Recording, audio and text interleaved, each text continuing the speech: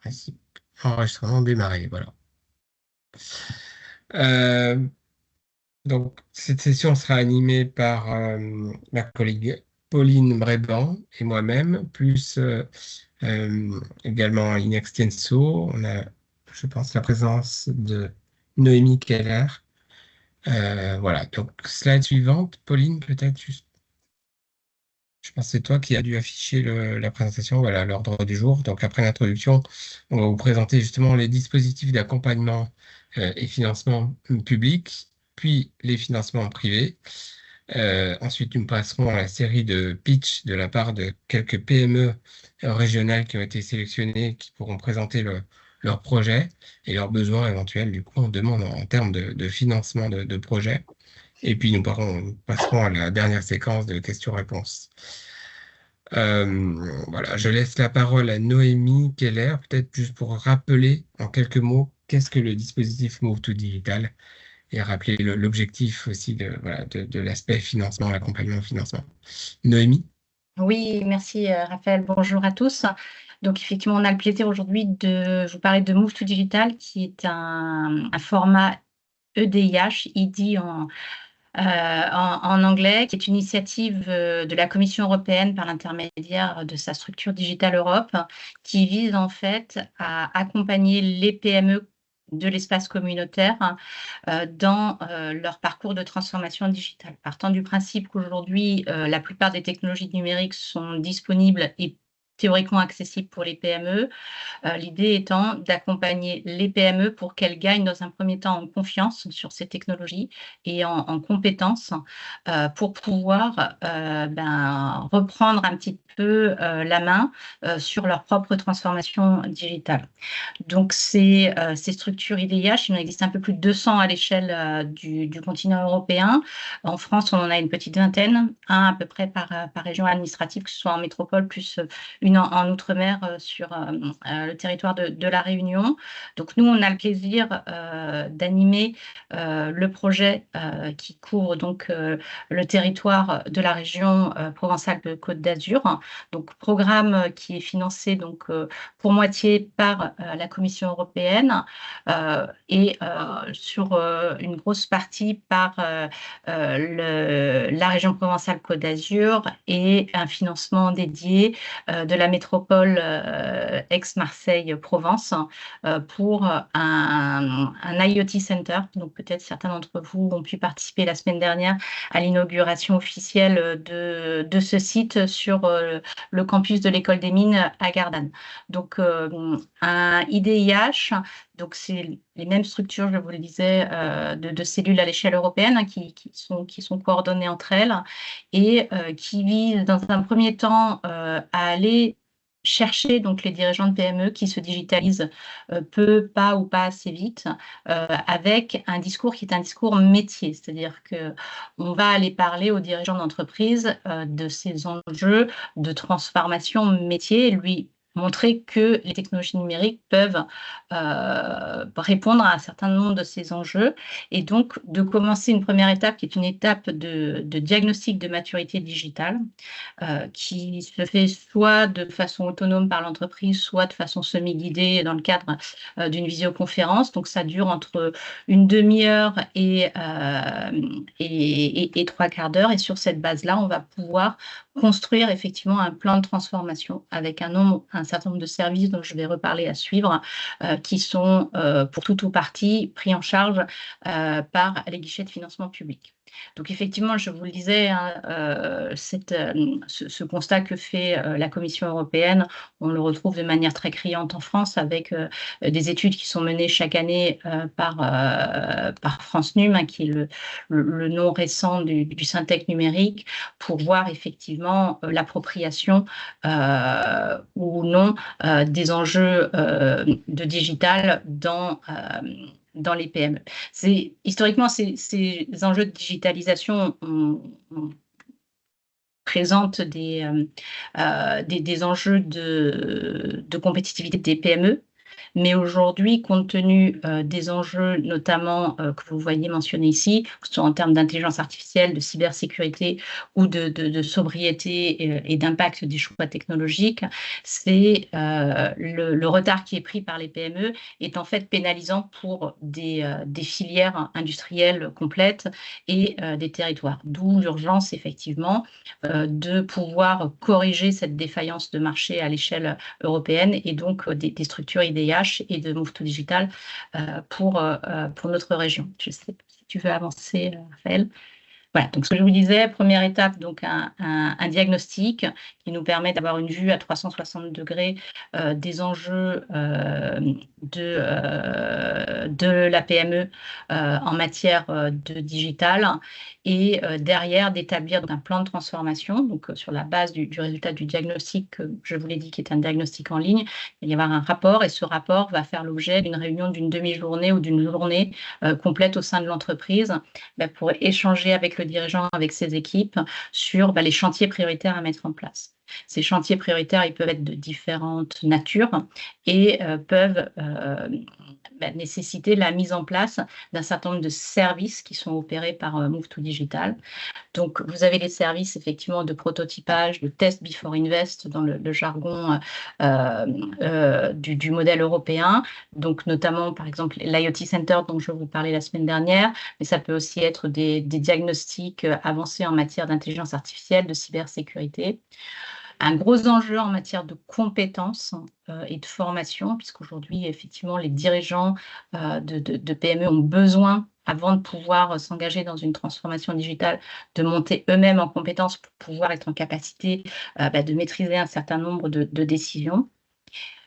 Et le sujet qui nous importe aujourd'hui, c'est effectivement cette transition digitale à l'échelle de la PME et compte tenu du contexte économique actuel, ce financement-là, il n'est pas forcément aisé, sachant qu'en plus, la transformation digitale, les types de projets qui doivent être mis en œuvre ne relèvent pas forcément de la définition, entre guillemets, deep tech, R&D, qui sont des dispositifs qui sont historiquement fléchés, que ce soit au niveau français, au niveau d'Horizon Europe. Et donc, ça appelle aussi d'autres types de mobilisation, de financement, et donc c'est l'objet de la réunion d'aujourd'hui. Et un dernier module qui est un module effectivement de mise en relation. Vraiment, Move2Digital a un rôle effectivement à la fois de tiers de confiance et on va dire, d'émulateur de mise en relation entre les partenaires, qu'ils soient publics ou privés. Donc tout ce qui est en orange sont des services complètement gratuits au-dessus. Et je vois qu'il faut que j'accélère, mais voilà, tout ce qui est en orange est complètement gratuit. Les restes à charge en dessous sont des restes à charge avec des modules qu'on a dimensionnés pour que les restes à charge soient inférieurs à 1 000 € pour le dirigeant d'entreprise, qui nous a semblé être un seuil acceptable pour leur trésorerie. J'accélère parce que je vois le temps qui passe. Vous avez là les partenaires, donc un consortium large avec des partenaires pôles de compétitivité qui permettent de couvrir une grande partie des filières régionales et les partenaires académiques, effectivement, pour permettre d'amener de façon complètement transparente et objective le meilleur de l'état de l'art aux PME sans être contraints par, je dirais, des solutions technologiques qui pourraient être poussées en amont. Voilà, juste peut-être un dernier, rappelle s'il y a un dernier slide derrière. Non, c'était, je OK, pense que c'est un bon, wrap-up. voilà, donc C'est vraiment j'aurai plaisir à répondre l'introduction. à vos questions. Donc effectivement, merci donc à Cap Énergie, notre partenaire qui est en charge du work package dédié justement à la mise en place de l'ingénierie de financement pour les projets de transformation digitale. Et j'ai plaisir à ce qu'on puisse échanger tous ensemble. Voilà, je vous rends la main pour la suite. Merci beaucoup. Merci Noémie. On va passer tout de suite donc à la présentation des dispositifs d'accompagnement et financement public. Donc je vais laisser la parole à Pauline qui va prendre le relais pour animer cette session. Mais on accueille tout de suite Tini Doussane Ramirez, responsable d'accompagnement du réseau Sud, direction régionale PACA pour BPI France. Tini, la parole est à vous si vous voulez démarrer. Ok, parfait. J'attendais du coup si vous. Parfait. Ben, merci beaucoup pour l'introduction. Donc bonjour à tous. Je suis Tini Doussandra Ramirez, donc effectivement en charge du métier de l'accompagnement et du conseil au sein de BPI France pour la région Sud. On accompagne donc de la TPE à l'ETI sur différents sujets stratégiques et de transformation, dont bien évidemment la transition numérique et digitale des entreprises. Et on a une manière assez complète d'accompagner les entreprises sur ces sujets-là avec un continuum qui permet à la fois, et on va le voir, de se sensibiliser, de se former, de s'auto-diagnostiquer et puis après de travailler un petit peu plus dans le dur avec des experts et bien évidemment de financer aussi toutes les démarches qui seraient en lien avec les investissements nécessaires à la conduite de cette transition numérique et digitale. Alors, le premier sujet, effectivement, c'est le sujet de la formation et de la sensibilisation des équipes au sein des structures. Donc là, au travers de BPI France Université, qui est une plateforme en ligne accessible à tous et complètement gratuite, on va proposer tout un tas de parcours de formation sur les sujets. Alors, bien évidemment, sur cette plateforme, on traite aussi beaucoup d'autres sujets, mais vous pouvez filtrer par thématique. Et donc, par exemple, sur les enjeux de transformation digitale, on va avoir 39 formations en ligne disponibles. Donc, ça va du MOOC de quelques minutes à de la formation de plusieurs heures, à des témoignages d'entreprises, des replays de webinaires, etc. Donc, vous avez différents formats que vous pouvez intégrer notamment dans les plans de formation de vos collaborateurs ou pour vous-même, pour vous sensibiliser en tant que chef d'entreprise. Sur le sujet de l'intelligence artificielle, que j'inclus dans cette transition numérique et digitale, on a 34 formations sur le sujet, accessibles en ligne, sur la cybersécurité, 10 formations en ligne. Donc ça, c'est vraiment la première étape dans ce petit continuum et chemin que vous voyez à l'écran, c'est d'arriver à monter en compétences, se sensibiliser, découvrir pour certains peut-être certains sujets. Donc, c'est la première étape et c'est accessible à tous gratuitement. Il suffit de créer un compte à partir d'une adresse email.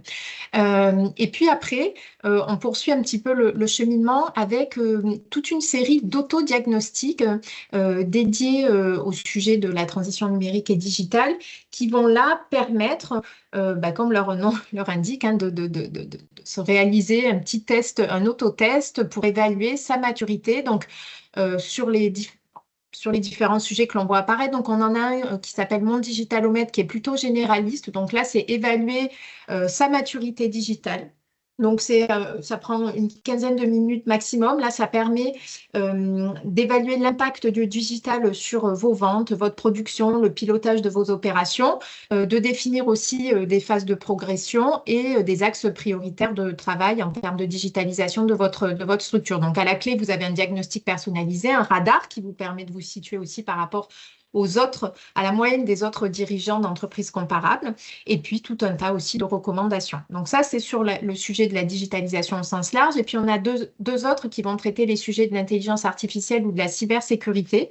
Donc sur la cybersécurité, même principe, donc là, on a 35 questions pour vous auto-évaluer sur vos axes de sécurité physique, organisationnelle, ressources humaines, système d'information d'un point de vue cyber, et toujours pareil, accéder à la fin à un autodiagnostic avec des recommandations, un autodiagnostic, radar, recommandations et premier plan d'action. Idem sur l'IA, 32 questions pour vous auto-évaluer et faire le point sur votre capacité à conduire des projets IA. Et donc, on vous auto-évalue à la fois sur l'efficacité de vos processus, la création de services innovants, aussi la croissance que ça pourrait représenter en termes de chiffre d'affaires. Donc ça, c'est la deuxième étape pour s'auto-évaluer. Donc ça, vous faites ça comme des grands, là aussi accessible gratuitement en ligne, toujours sur cette même plateforme BPI France Université. Et puis, si finalement le sujet de la digitalisation, de la cybersécurité, de l'intelligence artificielle vous souhaitez aller plus loin, on a après des diagnostics qui sont là réalisés avec des cohortes d'experts que l'on a habilités pour pouvoir travailler avec BPI France. Et donc, on a des formats clés en main de diagnostics qui, en fait, sont constitués de missions de conseil dans vos murs, hein, au sein de vos entreprises. Donc, on en a deux, le Diag Data IA et le Diag Cybersécurité. Donc, sur le Diag Cybersécurité, là, on va se destiner à des entreprises de plus de 10 salariés parce que ça va être 8 jours hommes, donc c'est assez intense. Et pourquoi 10 salariés? C'est parce qu'on a remarqué qu'au-delà, pour ce nombre de jours d'intervention avec un expert dans vos murs, bah, c'était difficilement absorbable par le dirigeant lorsqu'il est seul, par exemple, ou s'il y a peu de collaborateurs. Donc, on a fixé cette barrière-là à 10 collaborateurs. Et donc, ce sont 8 jours hommes, donc avec un expert en cyber référencé par BPI France, qui va faire un diagnostic organisationnel, technique, une sensibilisation de vos collaborateurs, une évaluation de vos infrastructures SI et puis aussi une gestion de crise cyber. Donc là, on est sur un dispositif d'accompagnement qui bénéficie d'une subvention de BPI France à hauteur de 32% et donc un reste à charge de 6 000 € pour une prestation qui est valorisée 8 800 €, donc ouvert aux PME de plus de 10 salariés. Sur l'intelligence artificielle, on a un petit peu le même principe. Là, on va être sur un diagnostic de 10 jours hommes qui va permettre à la fois de réaliser un premier état des lieux techniques et opérationnels pour analyser le potentiel d'intégration de l'IA au sein de votre entreprise, puis identifier des cas d'usage concrets et applicables à votre contexte et à vos ambitions et les prioriser. Donc là, on est sur un format de 10 jours hommes, toujours pour des entreprises de plus de 10 salariés. Et on est sur une prestation qui est valorisée 13 000 €, là, qui bénéficie de 42% de subvention, donc un reste à charge de 7 500 €. Donc là, voilà, on est sur des dispositifs vraiment qui permettent d'aller beaucoup plus loin que les simples autodiagnostics et qui permettent vraiment de rentrer dans le dur de plans d'action, de priorisation, d'intervention, etc. Et puis, donc, bien évidemment, quand on fait tout ça, petit à petit, on va se rendre compte que ces projets de transition numérique et digitale vont nécessiter des investissements pour l'entreprise. Par exemple, l'achat de solutions, de logiciels, la création de sites web, l'optimisation de la sécurité informatique, le recrutement, la formation peut-être aussi de personnes dédiées dans l'entreprise. Et donc, on a aussi des systèmes qui vont permettre de pouvoir financer donc, ces investissements qui sont plutôt, qui sont à la fois des investissements matériels, mais aussi immatériels, donc parfois un peu plus difficilement finançables par nos collègues banquiers, mais qui interviendront après et qui vous diront précisément ce qu'ils peuvent financer dans ces sujets de transition numérique. Et donc là, on a un prêt qui s'appelle le prêt Flash Transformation Digitale, ou prêt Boost, que vous voyez là affiché à l'écran, qui est un prêt 100% digital, donc accessible en ligne. Donc vous aurez la présentation avec à côté les petits liens pour accéder aux différents dispositifs que je présente. Et donc vous pouvez y accéder directement en ligne. Ce sont des prêts de 5 000 à 75 000 € pour des sociétés qui ont plus de 3 ans d'existence et moins de 50 salariés. On va être sur du financement avec des taux d'amortissement entre 3 et 5 ans. On peut aussi y adjoindre du différé d'amortissement capital pour attendre que le fruit des investissements, on va dire, retombe pour commencer à rembourser. On vous répond en 48 heures à partir du moment où la demande est complète en ligne et les fonds sont débloqués en moyenne sous une semaine. Donc, c'est un process assez simple et facile à mettre en place. Les contraintes en termes donc d'éligibilité, j'ai dit société de plus de 3 ans et de moins de 50 salariés. Je rajouterai ne pas être en procédure collective ou entreprise en difficulté. Ce n'est pas ouvert aux entreprises individuelles.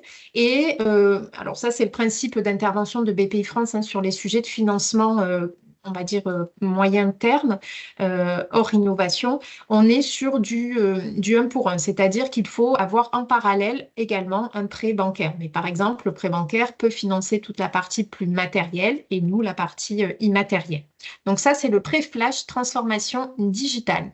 Et puis, on a aussi des dispositifs pour des entreprises qui seraient peut-être des PME de taille un peu plus importante pour vraiment aller plus loin. Donc, on a des programmes d'accélération qu'on appelle les accélérateurs chez BPI France, qui sont certaines dédiées vraiment à cette transformation, à ce pivot stratégique, voire même à l'intégration de l'IA comme cœur de stratégie dans son fonctionnement. Donc là, voilà, ce sont des programmes où on va allier de l'accompagnement individuel sous forme de conseils avec des sessions de formation collective ainsi qu'un aspect réseau au travers de cohortes d'entreprises d'une vingtaine de dirigeants. Donc, vous voyez, on a vraiment un chaînage, un continuum qui permet de vous accompagner vraiment dans les différentes étapes clés de votre transition digitale, des tout premiers prémices en termes de formation et d'acculturation à vraiment des outils de financement et d'accompagnement plus structurés. Je pense que j'ai respecté à peu près Merci. le timing. Oui, c'est parfait. Merci beaucoup, Ouais, Tini. c'est bon. Si vous avez des questions, je vous invite à les poser dans le chat directement et on les prendra à la fin, hein, au moment de questions-réponses. Merci en tout cas pour ce témoignage très riche et des dispositifs, hein, que propose la BPI. Je vais laisser la parole maintenant à Julien, donc directeur des études à l'Institut en territoire, pour nous présenter ses activités. Julien, je crois que vous êtes là, je vous laisse la parole. Oui, bonjour à toutes et à tous. Donc, je vais vous présenter effectivement plus précisément l'association Sud Place Financière que le cabinet Stan anime pour le compte de l'association. Donc, un petit rappel historique, Sud Place Financière donc, est une association de loi 1901 qui a été lancée fin 2022 à l'initiative du président de la région, partant du principe que Marseille et plus généralement la région n'avaient pas de place financière et on était la seule région finalement de France à ne pas avoir de place financière. Donc l'association a été lancée autour de membres fondateurs que vous voyez affichés, donc des structures représentatives, des acteurs économiques ou des acteurs publics. Donc ça, c'était en 2022. Et puis, courant d'année 2023, la place a été relancée, puisque initialement, elle était donc plutôt dans l'orbite de la région. Le lancement avait été réalisé. Et puis, pour donner un second souffle, en 2023, donc le développement a été confié au cabinet Stan. Et donc, pendant toute l'année, on a regardé ce qui se passait ailleurs, le fonctionnement des autres places financières, et on a mis en place un nouveau modèle depuis l'année 2024 que donc je vous présente. Vous pouvez passer la diapo suivante. Donc l'idée, donc c'est de la Sud Place Financière. Donc l'objet est d'avoir un lieu qui rassemble en région l'ensemble des acteurs du financement, donc des acteurs privés, publics et aussi des bénéficiaires de financement, les acteurs économiques au sens large. Et donc aujourd'hui, c'est 70 adhérents qui sont membres de la place financière.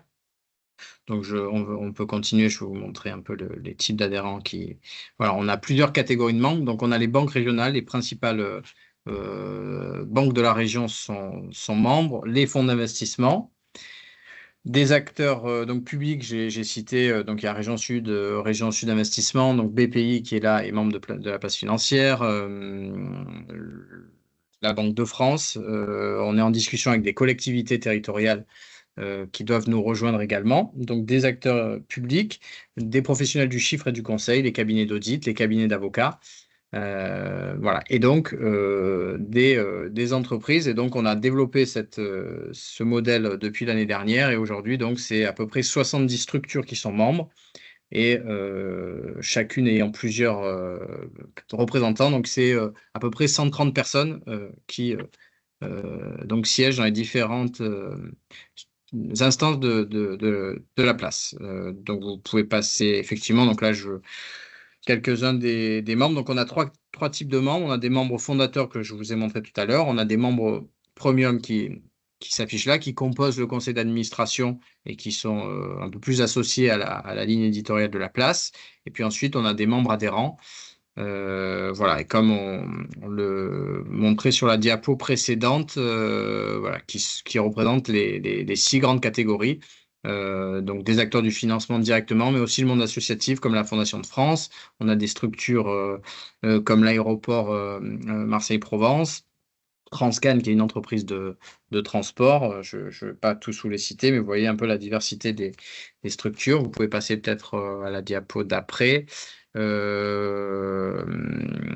L'UPE 06, qui est une organisation patronale l'organisation patronale des Alpes-Maritimes. Voilà, voilà, donc ça vous donne un peu un état des lieux des différentes structures qui sont membres. Donc peut-être passer sur la diapo d'après. Donc l'émission de la place financière, donc on n'est pas à proprement parler on n'est pas d'ailleurs dans l'accompagnement d'un dirigeant qui souhaite se financer et qui vient nous voir pour trouver un financement. Ce n'est pas l'objet de la place. Le Place financière est davantage un lieu de rencontre de ces différents acteurs. Donc, il y a un enjeu d'abord de réseau, donc d'avoir une structure où les différents acteurs qui interviennent dans le financement de l'économie se rencontrent régulièrement. C'est un lieu aussi de réflexion et de décryptage. L'objet, c'est d'être un peu plus sur un rôle de think tank sur les problématiques de financement de la région. Donc, éclairer, produire des livrables sur les différents sujets ou filières qui peuvent être concernés. Et enfin, c'est un enjeu aussi de promotion de notre activité, puisqu'on a on est en lien avec les autres places financières françaises et on est amené à participer à des événements pour attirer la lumière sur la région. La diapo d'après, je crois, évoque les différentes commissions. Voilà, donc on a des petits déjeuners trimestriels thématiques sur des sujets très divers. On a fait par exemple une rencontre sur le financement du projet Éco-Vallée dans les Alpes-Maritimes. On a fait une rencontre sur le financement des projets industriels avec le patron de carbone. Le mois dernier, une rencontre sur le financement de l'innovation avec le Next Top 20.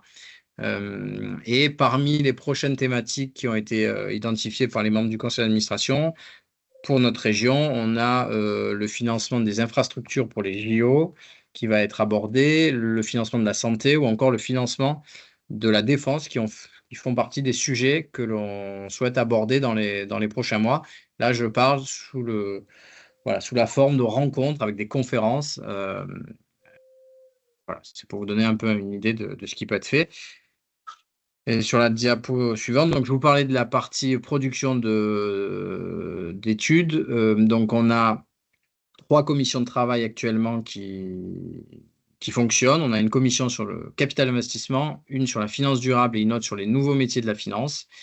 Et possiblement dans les prochaines années, d'autres pourraient être ouvertes. Et donc les commissions se composent des membres qui souhaitent y participer et se réunissent assez régulièrement. Et en fonction de la commission, on va avoir des travaux différents. Par exemple, sur le capital d'investissement, on est en train de travailler sur la production d'un document qui va recenser l'ensemble des acteurs du capital d'investissement en région sud, et aussi autour d'un argumentaire auprès des dirigeants d'entreprise sur les sujets autour de l'ouverture du capital, les freins qu'il peut y avoir, voilà, des réponses à des questions habituelles qui se posent. Et sur les autres sujets, voilà, les commissions de travail, sur les nouveaux métiers, par exemple, on est en train de voir qu'est-ce qui peut être produit, peut-être sur l'offre de formation, alerter sur des manquements actuellement sur ces métiers-là. Voilà, c'est des choses que l'on peut faire donc, dans notre place financière. Donc, je vous évoquais les 3 commissions actuellement ouvertes et dans les autres thématiques identifiées qui pourraient faire l'objet prochainement de lancement d'une commission. L'idée est que les commissions se réunissent un temps déterminé, produisent et puis après éventuellement se mettent en sommeil pour lancer de nouveaux travaux. Voilà, c'est un peu l'objectif. Voilà ce que j'avais à dire sur la place financière. Donc à retenir, une structure associative, loi 1901. Nous, on intervient en tant qu'animation de cette place. Elle a vocation à se développer. Aujourd'hui, on a 70 membres. On aimerait en avoir une centaine dans les prochaines années. Et donc là, parmi nos axes de travail, c'est aussi se développer vers l'économie traditionnelle, productive, l'industrie, le secteur de la tech. La première année a servi à consolider et à rassembler la quasi-totalité des acteurs du financement, des banques et des fonds d'investissement. Et là, l'idée, c'est de se développer pour rassembler l'économie au sens un peu plus large. Voilà. Je ne sais pas si, Pauline, si j'ai tenu le délai. C'est parfait. Merci beaucoup, Voilà. Julien. Alors, par N'hésitez contre, je suis pas aussi navré, à je ne vais poser pas des pouvoir questions. rester Et toute ben, je transmettrai les le questions webinaire, mais n'hésitez si pas, jamais. vous avez mes coordonnées, n'hésitez pas à les proposer aux participants. S'il y a des questions, voilà, je serai disponible après, il n'y a pas de problème. Super. Et ben, Voilà. merci beaucoup en tout cas, Je Julien, vous en pour prie. votre intervention. Merci à vous. Et donc, on Merci, va au revoir. passer maintenant. Allez-y, Noémie. Non, pardon. Non, je disais au revoir à notre partenaire. On va passer maintenant donc au financement privé avec des interventions de la CIC, du Crédit Coopératif, de la BNP Paribas et de Total Énergie. Et on va débuter par le témoignage de Yann, donc de la CIC. Oui, bonjour. Alors, j'espère que vous m'entendez correctement. Oui. Si je peux avoir une confirmation, voilà, génial. Oui. Merci beaucoup. Alors, j'ai entendu pas mal de choses dans lesquelles on s'intègre pleinement, notamment dans les développements de BPI et puis de Sud-Place Financière, dont on fait également partie. Je rajoute d'ailleurs parce que la question a été posée ou remarque faite, on peut dans certains cas financer pas uniquement du matériel. Les projets de digitalisation intègrent parfois un plan matériel, mais pas que. Et notamment dans le monde des startups dans lequel j'évolue et dont je suis animateur au sein de la filière du Sud-Est pour le CIC, c'est ce que l'on fait très fréquemment. C'était pour répondre à un point qui a été légèrement soulevé tout à l'heure. Et puis concernant Sud-Place Financière, je précise aussi que je fais partie d'un groupe de travail qui est destiné à cartographier non pas les acteurs du haut de bilan comme ça a été évoqué, mais pour ce qui concerne mon sous-groupe de travail, de cartographier l'ensemble des acteurs de l'écosystème INO, les différentes structures d'accompagnement, conseils, experts et structures de financement sur la région sud. Donc, c'est également un livrable qui va bientôt arriver. Alors, concernant le CIC, Crédit Industriel et Commercial, sur le Grand Sud-Est, c'est le CIC Lyonnaise de Banque et j'ai affiché quelques données là à l'écran, notamment nos implantations, le fait que le CIC, qui est une banque qui a bientôt 160 ans, est la banque d'une PME sur 3 et d'une grande et moyenne entreprise sur 2. On peut passer au slide d'après, s'il vous plaît. Voilà, et comme l'ensemble des banques, mais je pense que c'est bien quand même de le rappeler, on est structuré par grands domaines, on va dire, d'activité, fonction bien sûr des typologies de besoins et de la nature de nos clients, notamment sur la banque de détail, la banque de financement, la banque privée, les activités de marché, le capital investissement. Pour ce qui concerne les sujets de digitalisation en tant que tel, c'est plutôt le point 1, 2 et 5 qui sont les vecteurs possibles, ou en tout cas nos domaines d'intervention. La digitalisation au sein de la banque, elle existe bien sûr depuis, sa création, la sécurisation des données, des flux bancaires, ça c'est presque l'attendu nécessaire, évidemment, pour notre fonctionnement et vis-à-vis de nos clients. On peut peut-être passer au slide d'après. Voilà, alors sur la partie financement, j'ai déjà un peu effleuré le sujet. Donc oui, bien sûr que les banques financent des investissements, mais également des projets innovants. Et concernant notre groupe, Crédit Industriel et Commercial, on a créé une filière qui s'appelle Start Innovation CIC il y a 10 ans en arrière maintenant, bientôt 10 ans, qui est constituée notamment de chargés d'affaires en proximité, en région. Là, par exemple, aujourd'hui, à l'instant où je vous parle, je suis à Sophia Antipolis et le bureau d'à côté, j'ai un chargé d'affaires qui suit des startups scale-up. Et dans l'étage, on a le centre d'affaires PME qui suit des entreprises jusqu'à une centaine de millions d'euros de chiffre d'affaires. Et donc, ces chargés d'affaires qui sont notamment spécialisés dans l'accompagnement des entreprises innovantes et des startups et scale-up sont capables d'étudier tous les financements. Très souvent, j'ai entendu parler tout à l'heure aussi de chaînage. On parle beaucoup de chaînes de financement dans le monde de l'innovation. Vous avez le haut de bilan, bien sûr, qui dans certains cas, je dis bien sûr, mais qui dans certains cas accompagne le développement d'une entreprise. Puis vous avez ensuite les différents acteurs du financement au sens très large. Ça peut être des appels à projets auxquels vous répondez, des concours que vous remportez chez BPI en innovation, mais également des subventions que vous réussissez à à obtenir, notamment par le biais de cabinets spécialisés. Hein. Ce sont des métiers très, très spécifiques. Ça prend beaucoup de temps d'aller rechercher ces ressources financières. Et à côté de ça, on a du financement non dilutif. On a BPI, bien sûr, et on a les banques. Et je parle volontiers des banques au pluriel. Hein. Je sais que Crédit Coopératif et BNP vont intervenir derrière. On travaille très souvent à plusieurs et dans un pool bancaire, vous avez un plan de financement global, vous avez des objets de l'emploi des fonds qui peut être sur différents niveaux. Et là, on va se structurer tous ensemble de manière formelle ou informelle. Hein. Ça peut dépendre bien sûr des projets que vous avez pour répondre aux besoins de financement et notamment en matière de digitalisation. Sur les autres domaines, non, on peut rester sur ce slide, pardon. Voilà, merci. Sur les autres domaines, que ce soit d'assurance, d'international, de moyens de paiement, de monétique au sens très large, de protection sociale, de banque à distance et de relations clients, la digitalisation est toujours présente. Et là, il y a des solutions, alors soit dans le fonctionnement courant, soit dans la mise en œuvre notamment par exemple des moyens de paiement que vous pouvez utiliser, mais sur la partie assurance, que ce soit les assurances entreprises, hein, on parle des complémentaires santé collective, des contrats de prévoyance collective, etc. La digitalisation est très présente aussi et les outils et les réponses existent. On n'est pas très exactement sur des sujets de financement quand j'évoque ce point-là, mais on est complètement lié aux thématiques de digitalisation, de numérisation des entreprises. On peut passer au slide suivant. Voilà, donc là, on a un récap de ce que je viens de dire, hein, finalement, en rajoutant peut-être un point que vous voyez en haut à gauche, en tout cas si vous le voyez, parce que moi, je ne le vois pas, il est tronqué, mais les mises en relation sont un de nos sujets de travail. Quand je vous disais tout à l'heure, par exemple, que CIC fait partie de Sud-Place Financière, qu'on est en lien, je vais le rajouter là maintenant, avec les pôles de compétitivité, que je remercie pour leur invitation, avec les structures d'accompagnement, avec les French Tech.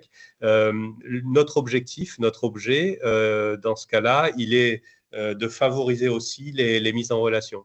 Et vous pouvez être une TPE, une PME, une ETI, avec bien sûr vos process de digitalisation interne, de R&D, etc. Mais parfois, vous pouvez être intéressé à rencontrer nos clients startups que l'on connaît bien, très bien, et vis-à-vis desquels on peut faire des liens ou des passerelles de différentes manières. Hein. Parfois, c'est très informel. On discute avec un de nos clients qui nous parle d'un de ces sujets de transformation, et puis on va le mettre directement en relation. Et puis parfois, on organise des événements dédiés. Je ne vais pas tous les dérouler là, mais qui permettent notamment justement ces mises en lien, relations et business qui s'organisent.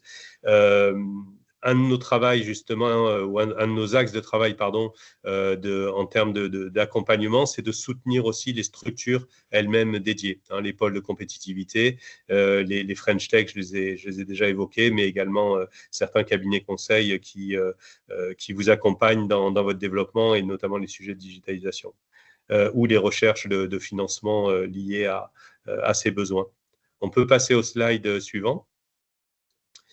Voilà, donc sur le côté gauche, vous avez en fait quelques images qui résument un peu ce que l'on fait au sein du groupe. Notamment, ce que je n'ai pas précisé, c'est que notre groupe est d'entreprise à mission et a notamment dans ses engagements l'innovation au service de l'humain. Une fois qu'on a dit ça, on fait très attention à ce que l'on finance et aux objectifs finaux, hein, de ces innovations que l'on va financer. Et ensuite, on a des interlocuteurs répartis sur l'ensemble des territoires. Je peux être un point d'entrée, vous aurez mes coordonnées sur le dernier slide, pour ensuite vous orienter vers un chargé dédié CIC, qu'il soit chargé innovation, chargé PME ou GE, si tant est que vous n'ayez pas déjà un pool bancaire bien constitué. Sur le deuxième axe je vais revenir au premier point qui est le financement des entreprises innovantes.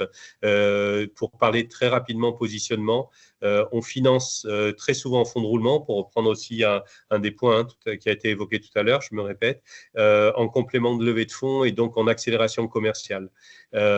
Ces entreprises que l'on aide à se développer par notre apport de financement non dilutif, vont être peut-être les solutions de demain pour justement les TPE, PME, et ETI et grands groupes.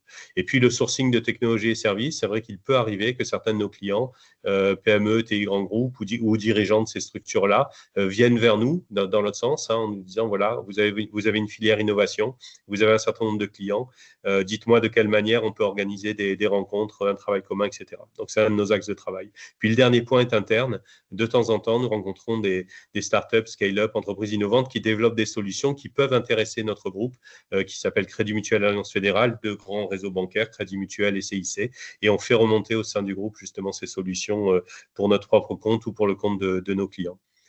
Voilà, je pense qu'on peut passer au slide suivant, qui me semble-t-il est le slide de conclusion. Je vois 9 minutes 50, je suis désolé, j'ai débordé de 2 minutes. À votre disposition par la suite, quel que soit le projet. Oui, les diaporamas seront transmis à l'ensemble des participants. Donc, merci en tout cas, Yann, pour ce panorama des dispositifs et des accompagnements que vous proposez. Merci. Je laisse la parole maintenant à Baptiste du Crédit Coopératif pour nous présenter ce que cette banque a vous proposer. Bonjour, merci. Rapidement, le Crédit Coopératif est une coopérative bancaire qui est banque nationale. Il n'y a pas d'implantation, enfin, on n'est pas caisse régionale comme peuvent être par exemple la CEPAC ou la Banque Populaire. Notre positionnement en PACA, vous retrouverez des centres d'affaires à Toulon, Nice, Aix-Marseille et Avignon. Donc voilà un peu où on est situé. Nos interventions se font principalement sur le monde à la fois entreprise mais également associatif. On intervient sur les deux sujets historiquement. Et le budget cible en général de ces entités est plutôt autour de 500 000 €. Donc pour faire la continuité avec ce que disait Yann, nous on est moins présents sur le monde très start-up, puisqu'on n'a pas de cellule dédiée à l'innovation et on n'est pas forcément la banque la plus à même d'accompagner les start-up. On peut intervenir sur des projets en création, mais plutôt via des partenariats. On a une convention de partenariat notamment avec France Active, et donc parfois pour amorcer un projet qui peut être un projet à impact, on va venir mettre en place du financement et du cofinancement avec France Active ou d'autres acteurs. On a eu l'intervention de la BPI et donc on intervient également avec eux. Sur les solutions qui sont mises en place, l'intervention sur des volets digitaux peut se faire via du crédit classique, avec après, c'est ce que j'ai mis dans la slide qui est présentée, mais on est en général à partir de montants de 8 000 € et après il n'y a pas forcément de plafond. Les conditions d'intervention, elles peuvent être, en effet, comme le disait Yann, ça peut être du BFR et ça peut être de l'équipement, tout dépend un peu des projets. Je reviendrai après, je pense que ça peut être bien d'imager. J'ai peut-être un exemple à citer pour qu'on puisse comme ça avoir en tête un peu ce qui peut se faire. On a donc le Crédit Coopératif détient, comme les caisses d'épargne et les banques populaires, des parts du groupe BPCE, et donc on utilise certains outils et qui sont mutualisés comme le Crédit Bail, et donc on peut sur certains sujets intervenir via du Crédit Bail, mais pas sur toutes les thématiques de la digitalisation en général. Et on a des solutions de trésorerie sur lesquelles je peux revenir également et expliquer. L'angle que j'ai choisi, c'est peut-être un exemple parce que ça parle un peu mieux, mais par exemple, on a pu accompagner récemment un projet de digitalisation d'une école. En fait, leur problématique était simplement que l'école grossissait, donc c'est plutôt en général une bonne nouvelle, mais qui ne pouvait pas pousser les murs et que de plus en plus d'étudiants avaient besoin de suivre des cours plutôt à distance. Sauf que sur un outil classique, une salle de classe classique, c'est parfois très compliqué de suivre toute une journée de formation. Et donc l'idée de l'école a été de porter un projet avec justement une start-up qui les accompagnait dans la digitalisation de la salle de classe. Donc il y avait toute une partie, on va dire, recherche et développement, puisqu'il fallait mettre en place la bonne solution et le bon logiciel. Et il y avait de la partie équipement, très simplement micro, caméra, logiciel, ordinateur. Et donc tout ça faisait un plan de financement qui pouvait quand même être important. De mémoire, on devait être autour de 400 000 € et sur lesquels ils pouvaient aussi bénéficier de subventions. Et donc dans tout ça, on est finalement obligé de faire appel un peu à tout, puisque si on prend l'équipement et donc le matériel, sur le principe, il y a beaucoup de choses qui peuvent se faire en crédit bail, et la banque en général aime bien parce qu'elle partage le risque, et pour une société d'exploitation, ça peut avoir des intérêts de passer tout le loyer du crédit bail en charge.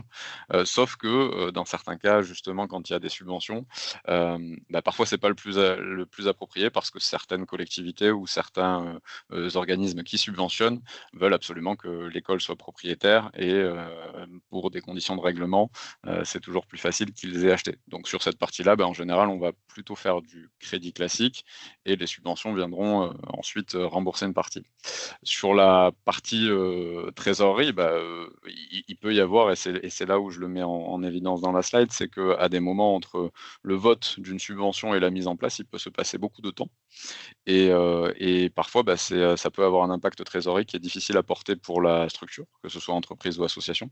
Et donc là, on peut envisager des relais de subvention, ce qu'on appelle loi d'AI ou cession de créances professionnelles.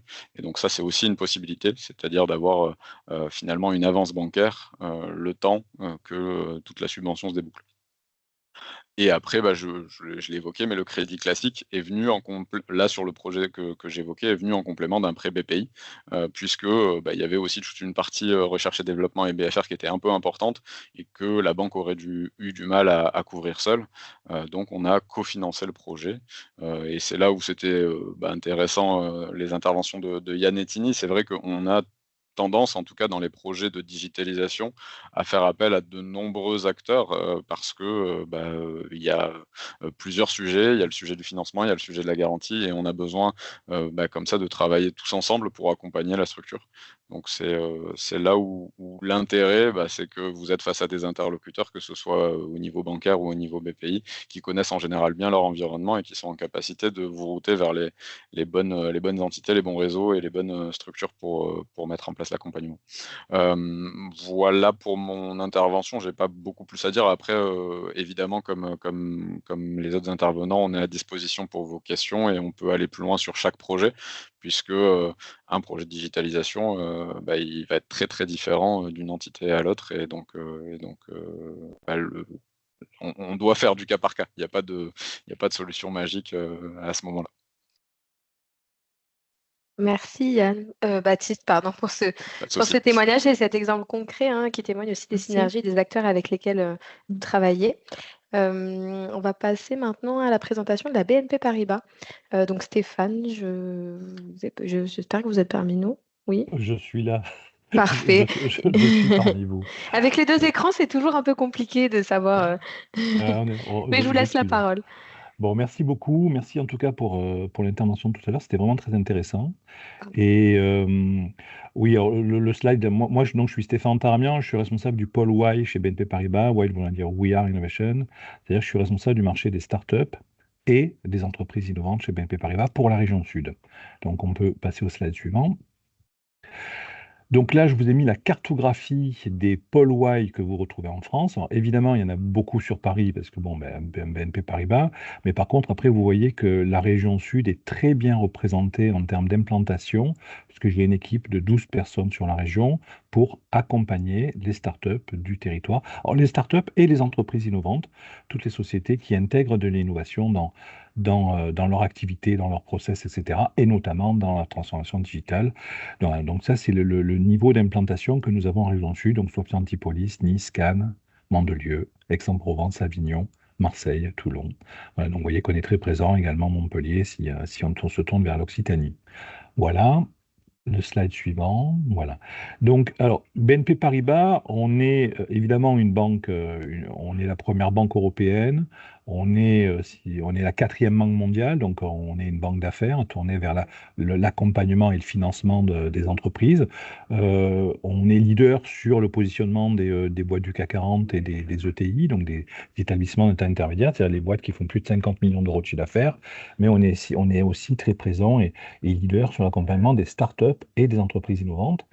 Et là, vous avez une présentation de l'ensemble du panel de l'accompagnement que l'on peut proposer, que toutes les grandes banques peuvent proposer, évidemment, mais là, avec le poids et la puissance d'accompagnement de BNP Paribas. Donc, vous avez à la fois les financements, classiques et spécialisés. Donc, je dirais un mot sur le financement donc des structures digitalisées. Donc, la gestion des flux, donc tous les sujets de ce qu'on appelle les cash management, les sujets de placement également. Je pense notamment aux startups qui font souvent des levées de fonds assez conséquentes et qui ont besoin de générer un peu des produits financiers en plaçant. Les opérations de haut de bilan qui sont stratégiques parce que souvent complémentaires. Là, on a parlé des besoins de financement des sociétés, mais il y a également la partie haut de bilan qui est très importante. Et tout à l'heure, BPI disait voilà, on intervient à hauteur de 1 euro pour 1 euro au niveau du capital.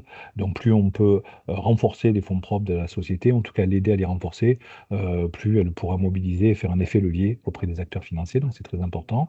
Évidemment, comme je vous l'ai dit, on est la première banque européenne, on est la 4e banque mondiale et la première banque française à l'international. Donc, on est très présent à l'international et avec une force d'accompagnement qui est très puissante sur le volet international, qui est de plus en plus stratégique aujourd'hui. Et il y a tout un volet assurance aussi qui est présent.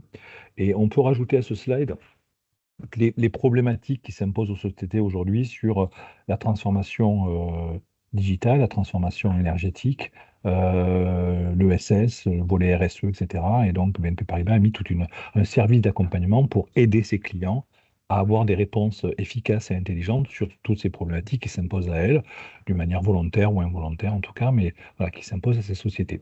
Donc, le slide suivant, s'il vous plaît. Alors, là, je vous ai présenté un peu au-delà du métier bancaire classique de BNP Paribas, certains axes stratégiques qui nous intéressent. Donc, vous avez les why, donc le volet start-up. Donc, je suis le responsable sur la région depuis 13 ans maintenant, puisque on a fêté notre anniversaire début mai de la création du pôle innovation de BNP Paribas en région sud il y a 13 ans. Donc, ça fait longtemps, c'est une longue histoire sur l'accompagnement des startups sur la région avec 3800 sociétés en France. Donc, on est vraiment leader sur ce volet-là. On est très présent aussi sur l'accompagnement des sujets d'Act for Impact, tout ce qui peut avoir un volet RSE, impact sociétal, environnemental, etc. Et Connectors, donc on a un programme d'accompagnement pour les femmes chez l'entreprise. Et j'ai envie de rajouter sur le volet digital, on est très vigilant sur là-dessus. Donc si j'avais envie de faire passer un message, tout à l'heure, je comprends qu'il y a beaucoup de services qui ciblent à la fois les grandes entreprises, mais également les startups en ce qui nous concerne. Je pense à Yann également, où on se croise régulièrement et on intervient très régulièrement sur les dossiers. Il a dit tout à l'heure, il y a une vraie intelligence collective dans l'accompagnement des startups et le financement des startups sur la région. Mais il faut avoir conscience que les banques de la place, BNP Paribas et les banques de la place, on est très vigilants et très intéressés à financer la transformation digitale. Parce qu'on a bien conscience qu'elle est stratégique pour les entreprises françaises. Donc, que ce soit une grande entreprise, une PME, une ETI, une PME, une TPE et une entreprise innovante, BNP Paribas et les partenaires bancaires, je les mets dans l'eau, on sera très vigilant et très attentif à financer également la transformation digitale. Donc, n'hésitez pas à solliciter vos banquiers sur ce volet-là parce que nous avons bien conscience que c'est stratégique pour la survie des boîtes et des entreprises et qu'on fera le nécessaire pour financer vos besoins, pour vous accompagner sur le volet de la transformation digitale. Donc, n'hésitez pas à vous rapprocher de vos banquiers. Ce n'est pas un financement tabou, bien au contraire. On a bien conscience que c'est stratégique pour le développement de l'entreprise. Donc voilà, on peut passer au slide suivant, s'il vous plaît. Donc pareil, là, ça reprend le volet un peu d'accompagnement que l'on propose, à la fois pour les grandes entreprises, mais également pour les startups. Et s'il y a aussi un message à faire passer, c'est quelque part l'illustration que nous sommes là. Je repense à Yann, nos amis du Crédit Coopératif et nous-mêmes. Donc, nous travaillons avec l'écosystème. C'est-à-dire que pour accompagner efficacement les entreprises de la région, il est indispensable que l'on puisse avoir des interconnexions avec l'écosystème qui est tout autour de cette visio. Je pense au pôle de compétitivité, je pense aux cabinets d'ingénierie financière, aux incubateurs, aux accélérateurs, aux pépinières, etc.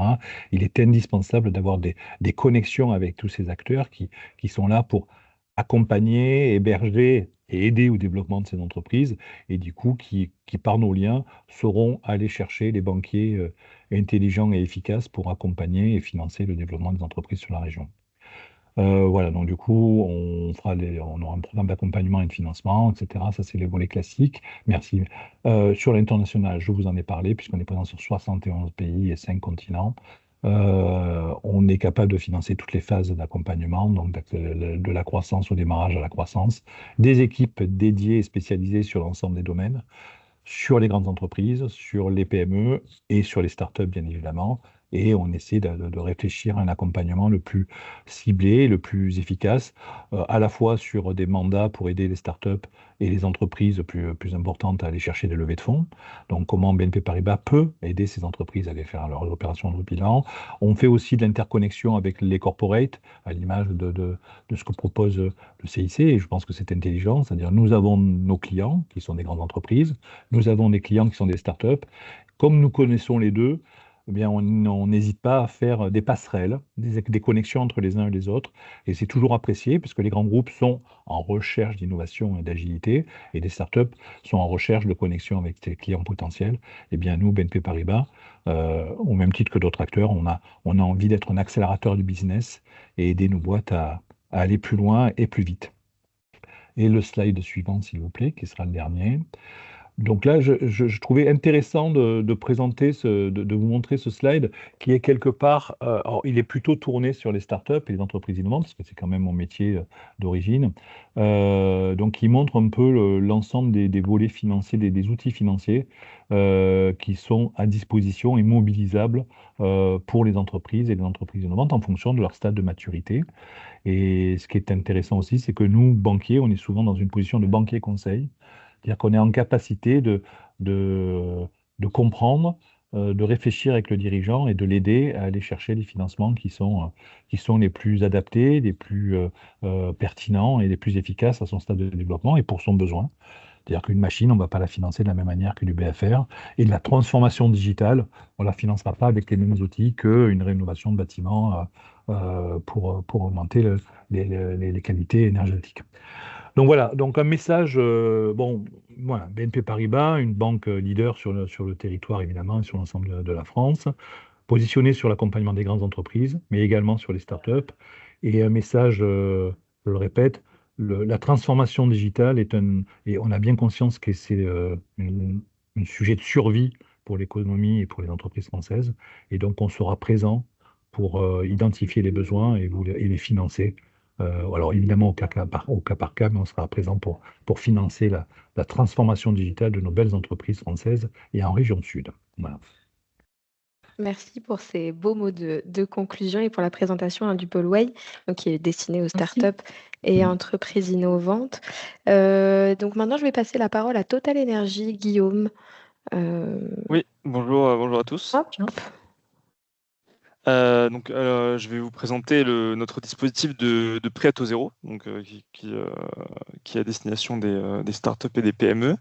Alors, avant toute chose, nous, donc on est là vraiment en complément de toutes les solutions qui ont été décrites précédemment, parce qu'en fait, on n'est pas des investisseurs, on est des financeurs, hein, et en tant que partenaire non financier, on est vraiment là en complément. Je dis en non financier parce qu'en fait, vu qu'on est un énergéticien, on n'a pas un rôle bancaire en premier lieu, hein. Alors en fait, le dispositif, pour vous faire une petite page historique, on existe depuis 1998. Certains peut-être le connaissent sous le nom de Total Développement Régional. Désormais, ça a changé, c'est le dispositif prêt à taux zéro, financer votre entreprise. Donc ça fait vraiment longtemps que ça existe et ça a fait ses preuves. Alors, quel est le rôle de ce dispositif? C'est avant tout de soutenir et de pérenniser donc la création d'emplois dans les régions.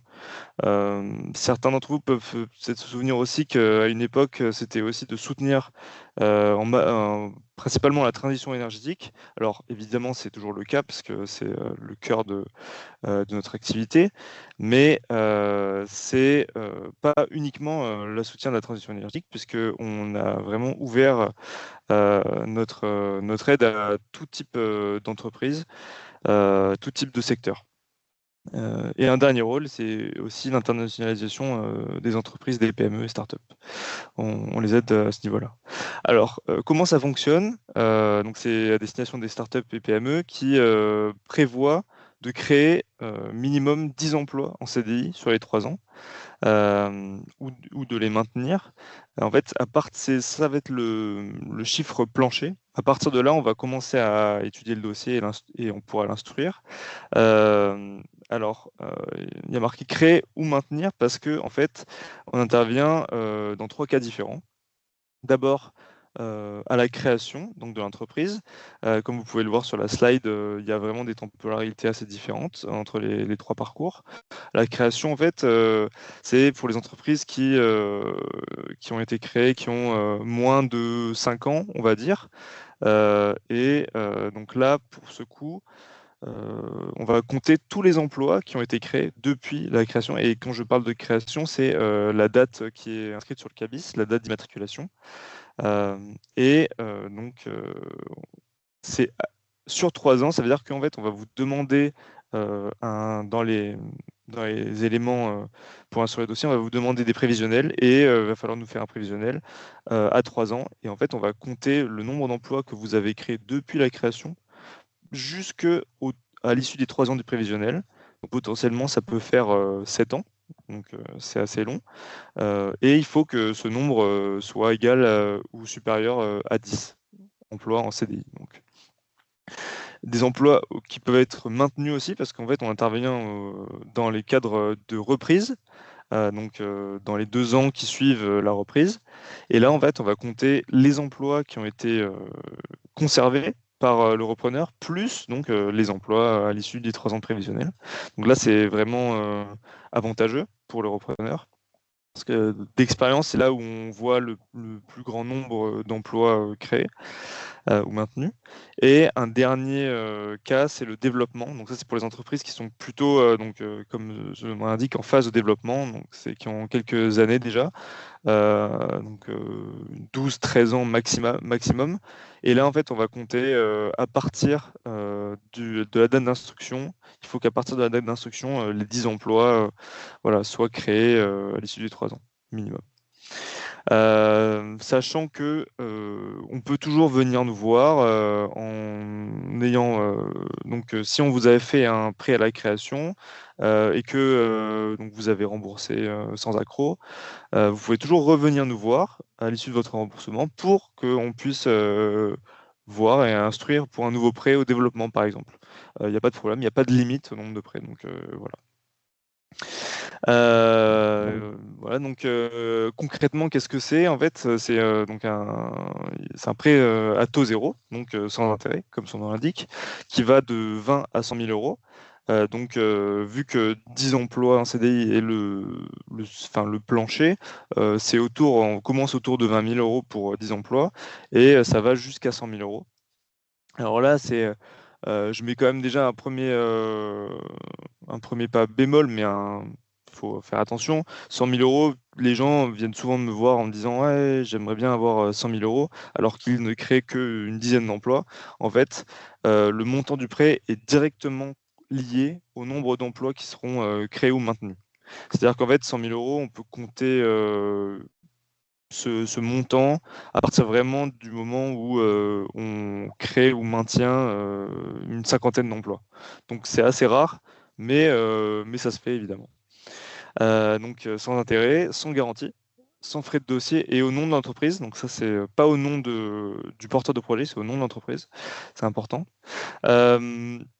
Par contre, c'est sans différé. Et c'est-à-dire que le mois suivant, après avoir reçu les fonds, vous commencez à rembourser. Et le remboursement se fait en moyenne sur 4 ans, mais ça peut varier. Donc là, c'est entre 2 et 5 ans. C'est pas moins de 2 ans et pas plus de 5 ans. Voilà. Il y a des conditions d'éligibilité. Les premières sont évidemment d'être accompagné par une structure. Ça peut être Cap Énergie. Ça peut être notamment Réseau Entreprendre, Réseau Initiative, IRCE. On est vraiment très bien implanté au niveau des réseaux d'accompagnement. Là où se retrouve avec les interlocuteurs précédents, c'est qu'en fait, on va avoir besoin que vous soyez accompagné déjà par une banque, idéalement. Donc que vous ayez déjà un prêt bancaire en cours. Alors, entre parenthèses, j'ai mis prêt d'honneur, crédit bail et location longue durée. Donc ça on accepte. Mais tant que c'est au nom de l'entreprise, notamment pour le crédit bail et la LD. Prêt d'honneur, on accepte pour le nom du porteur de projet. Mais c'est beaucoup mieux si c'est un prêt bancaire déjà. Alors ça, pourquoi on demande un prêt bancaire? Parce qu'en fait, comme je le disais tout à l'heure, comme on n'est pas un acteur bancaire ou un acteur financier, on ne peut pas légalement faire de concurrence déloyale à nos amis banquiers. Et donc, on ne peut pas être premier prêteur. Donc, ni en durée ni en montant. Ça signifie que même si vous êtes éligible pour un prêt à taux zéro, donc 200 000 euros, mais que vous n'avez qu'un prêt bancaire de 50 000 euros, on ne pourra pas aller au-delà, pour ne pas vous prêter au-delà de 50 000 euros. Et donc ça, c'est pour le montant. Et en durée, ça veut dire que à chaque échéance, le premier poste de remboursement, ça ne peut pas être Total Energy. Ça doit être un autre poste de remboursement. Donc, voilà. Autre condition d'éligibilité, il faut avoir des fonds propres positifs. Il faut déjà avoir fait du CA. Alors le CA, ça peut être vraiment résiduel, hein, tant qu'il faut que vous ayez du CA, même ça peut être 10 euros, 100 euros, c'est pas grave. Et là, je reviens sur l'aspect sectoriel et d'activité. Il faut que ce soit majoritairement du B2B. Alors majoritairement, c'est 50%, hein, ça va. Mais ça doit être majoritairement du B2B et on ne finance pas ni l'armement, ni l'alcool, ni les solutions médicamenteuses sous forme moléculaire. Mais à part ça, on ne se restreint pas à la transition énergétique, hein. On peut vraiment financer tout type d'activité et dans tout type de secteur, sauf ce que je viens de décrire. Donc ça, c'est vraiment pour l'aspect financier. Il y a vraiment un autre volet que j'ai pas mis dans les slides, mais qui est vraiment non négligeable. Et souvent, les entreprises qui viennent nous voir n'ont pas forcément besoin de cash, du cash du prêt, mais elles ont besoin de la visibilité qu'on peut leur proposer. C'est-à-dire qu'en fait, une fois que vous aurez été lauréat du prêt taux zéro, vous allez avoir un titre de lauréat. On va vous fournir un logo que vous pouvez utiliser comme bon vous semble dans vos signatures de mail, dans vos brochures de communication, faire valoir auprès d'investisseurs, de banques, parce que ça a vraiment une valeur financière importante. Mais vous avez aussi un gage de crédibilité et de visibilité auprès d'investisseurs, auprès de clients potentiels, parce qu'en fait, notre directeur régional, Jean-Michel Dias, il a un réseau très important. Il est très médiatisé, il est très présent sur les réseaux, et dès que vous allez être lauréat, on va vous mettre en valeur, on va faire des posts avec vous, des posts LinkedIn, on va faire venir la presse. Par exemple, il y a un mois, on a su faire venir la Provence pour des entreprises du Vaucluse. Une entreprise de Martigues, on a pu avoir un article dans le journal des entreprises qui est très répandu dans le monde du business. Donc c'est vraiment un moyen de sortir du lot, d'être mis en visibilité. Et autre moyen d'être mis en valeur, c'est qu'on va pouvoir vous inviter à des salons là où on a des stands, là où on participe. Jeudi, par exemple, on est présent sur le salon Les Entrepreneuriales à Nice, et on va faire venir des lauréats des Alpes-Maritimes sur notre stand pour qu'ils puissent témoigner, pour qu'on puisse les mettre en valeur au moment des déambulations. Voilà. Donc ça, c'est vraiment le volet communication. Et si je puis dire, c'est vraiment le plus important dans ce dispositif, parce que souvent le cash, c'est toujours très, très bien d'avoir du cash, mais ça, c'est non négligeable. Vraiment, on sait vous mettre en valeur, et on sait vous donner de la visibilité. Voilà. Merci beaucoup, Guillaume. Je suis désolée, je vais être obligée de vous couper parce que on est Voilà. pris par le temps. Bien sûr, bien sûr, Mais bien sûr. Et vous aurez peut-être vous pouvez passer, voilà, donc ça c'est les vos contacts. coordonnées Voilà, mes contacts. et tes annexes que voilà, pourront l'annexe, lire les c'est participants c'est après. comme voilà, les éléments qui sont nécessaires pour l'instruction. Voilà. Merci beaucoup, Donc je vous Guillaume. remercie pour l'attention. Et merci à tous pour vos présentations et d'avoir alloué du temps pour présenter vos dispositifs d'accompagnement aux entreprises innovantes de la région afin qu'elles puissent accentuer et développer leurs projets de transformation digitale. Et on va maintenant passer donc au pitch d'entreprises, donc 3 entreprises qui vont nous faire part de leur projet de digitalisation, Framatech, ABE Metasystem et le dernier, j'ai peur de me tromper, mais c'est Pikip, il me semble. Nick. Oui, C'est ça. Pikip, Ok. c'est la société, Eolo, c'est le projet.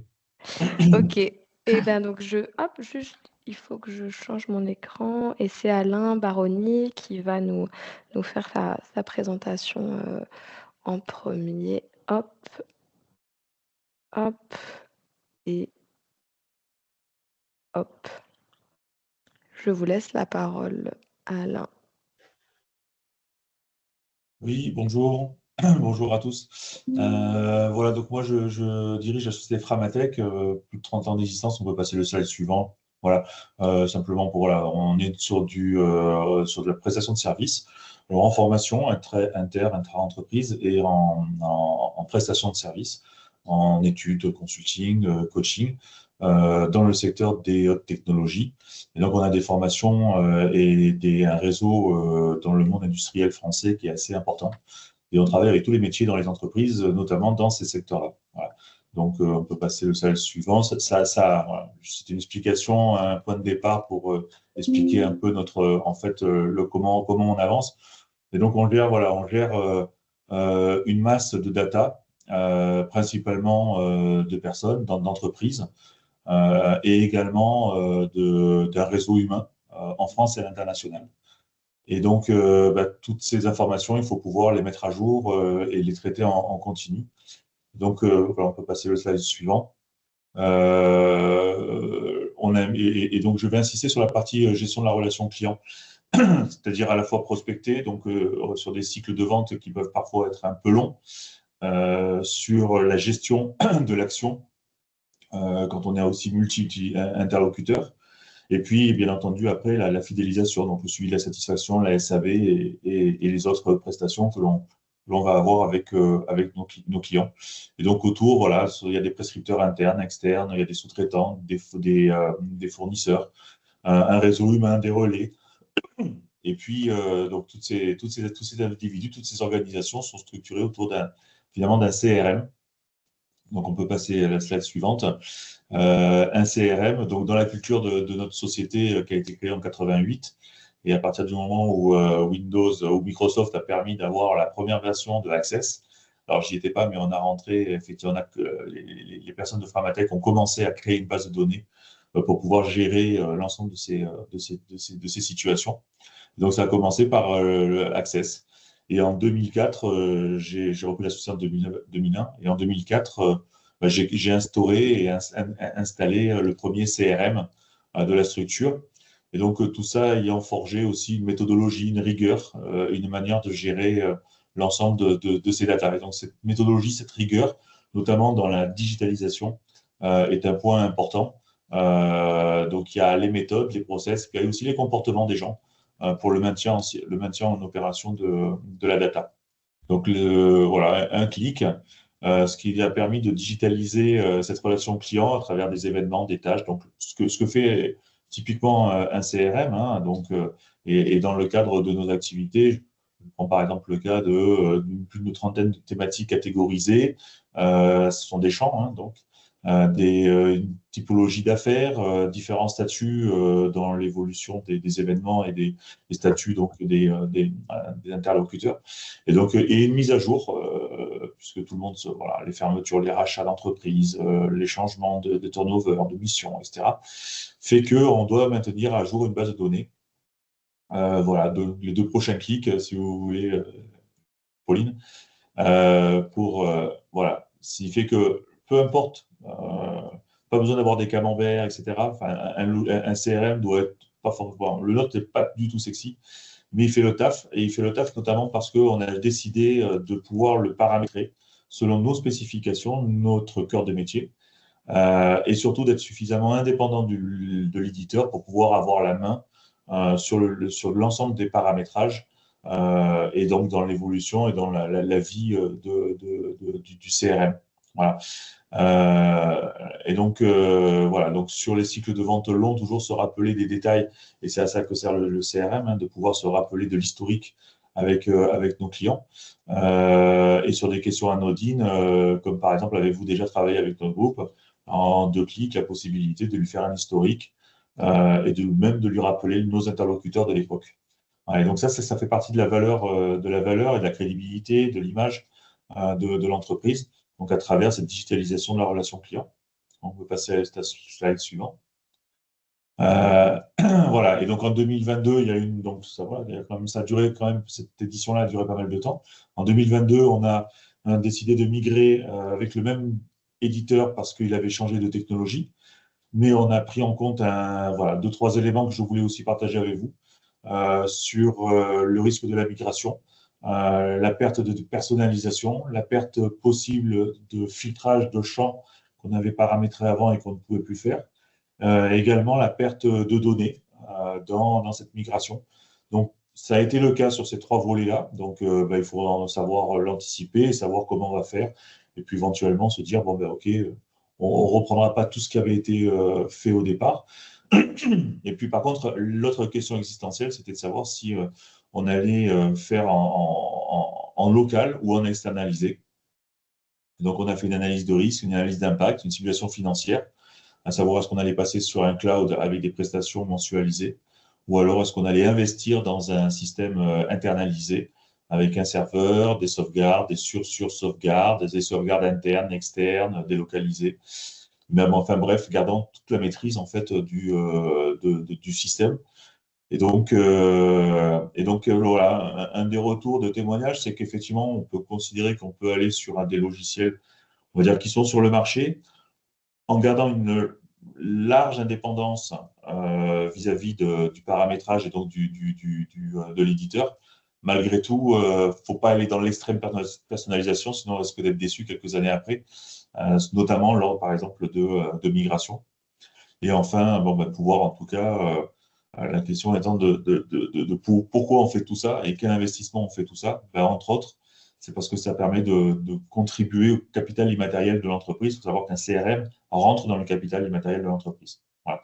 Donc ça, c'est un point clé qui fait que ça peut se valoriser dans l'actif de l'entreprise.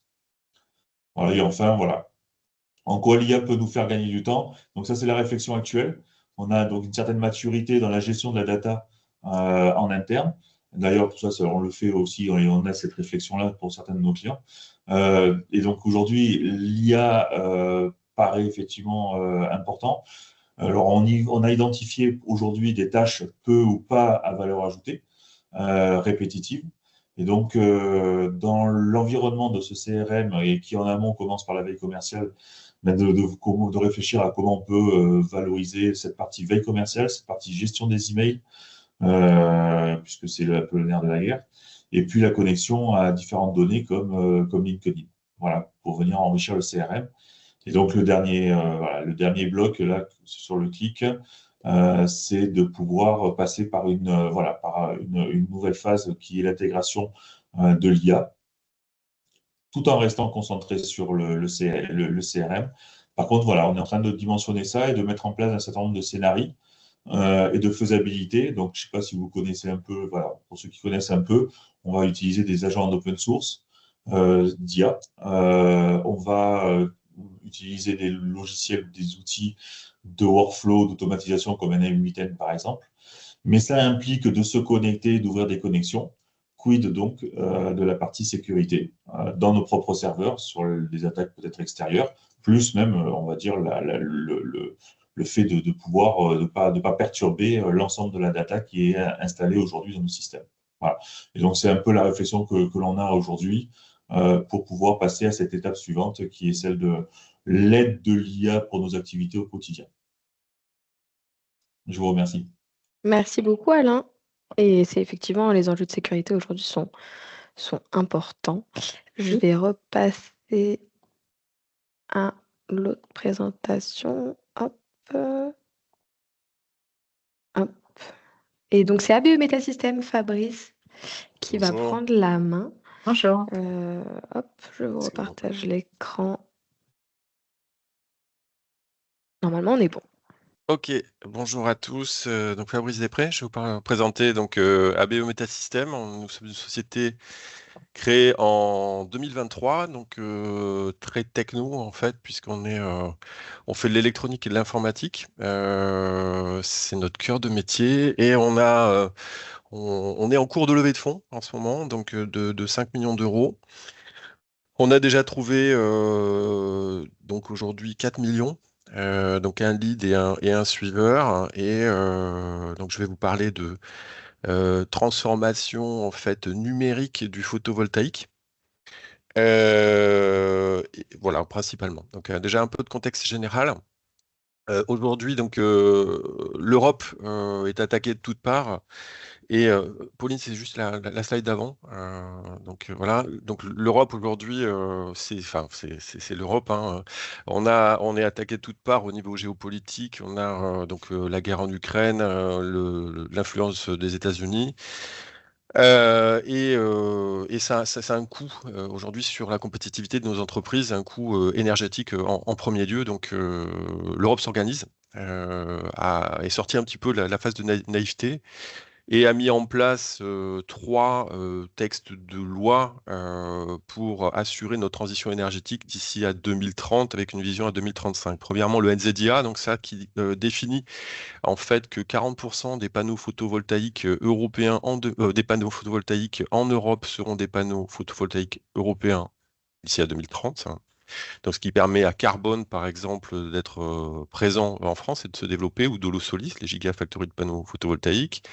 Ensuite, pour transformer notre paysage énergétique, il y a l'émergence des communautés d'énergie, donc avec le Affordable Energy Action Plan, que je cite ici. Et enfin, donc, dans la transformation énergétique européenne, il y a l'intervention aussi du CRA, donc, qui est la partie cybersécurité qui va aussi bien sur les équipements informatiques que sur la gestion des onduleurs, des transformateurs d'énergie qui nous alimentent tous les jours. Voilà. Merci. On peut passer à la slide suivante. Merci.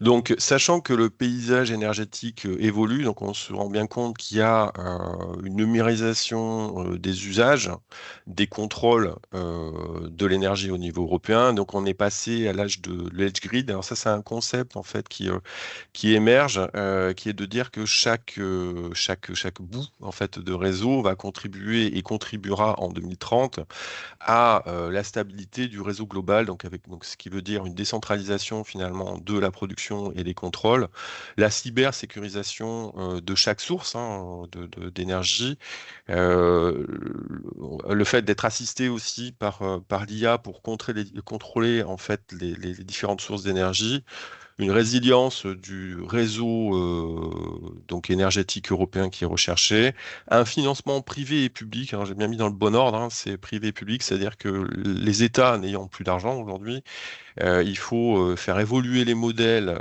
avec un financement privé et puis public pour constituer le réseau. Donc tout ça dans un cadre légal. Et enfin, donc en 2030, on a déjà un beau mix énergétique, en tout cas en France, mais c'est vraiment l'ajout de l'ensemble des sources nucléaires et il faut carrément en être fier d'ailleurs.